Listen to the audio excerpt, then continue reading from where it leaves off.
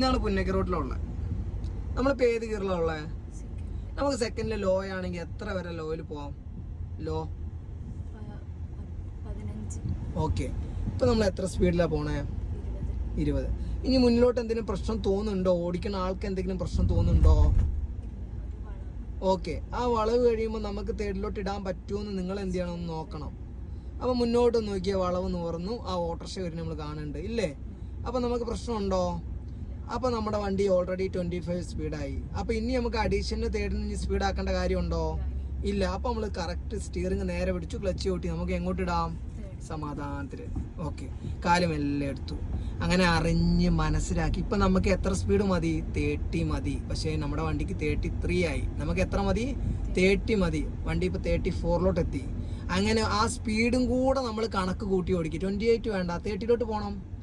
Okay. അപ്പോൾ ആ കണ്ണ് നമ്മൾ എങ്ങോട്ടും കൂടെ ശ്രദ്ധിച്ചോളണം, മീറ്ററിലോട്ടും കൂടെ ശ്രദ്ധിച്ചു നോക്കുക.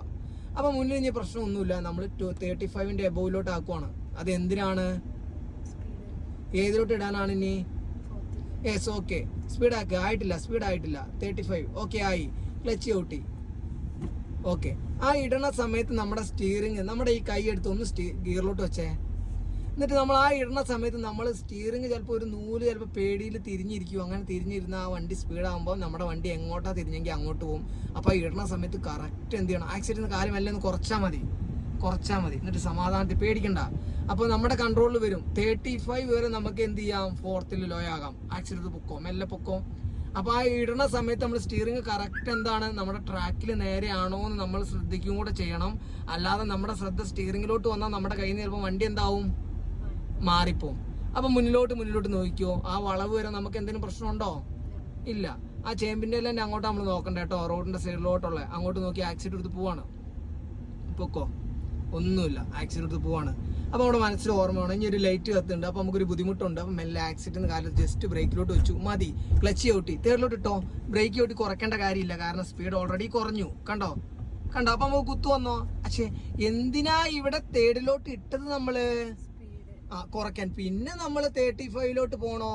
നമുക്ക് എന്ത് ചെയ്താൽ മതി? അവിടെ തേർഡിലിട്ട് യെസ്, അതും കൂടെ ശ്രദ്ധിക്കേ. അങ്ങനെ അത് അറിഞ്ഞ് ചെയ്യേ.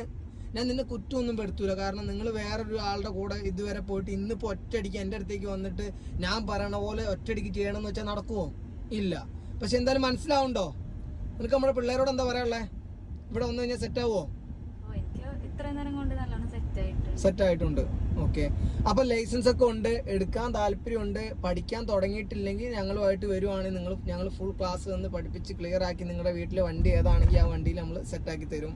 അതേപോലെ ലൈസൻസും ഉണ്ട്, വണ്ടിയുണ്ട്, എടുക്കാൻ പറ്റില്ലെങ്കിൽ വിളിക്കുവാണെങ്കിൽ അങ്ങനെ നമ്മൾ എന്താക്കും? സെറ്റാക്കും. ഓക്കെ. അപ്പോൾ നമുക്ക് അടുത്ത വീഡിയോ കാണാം. ബൈ.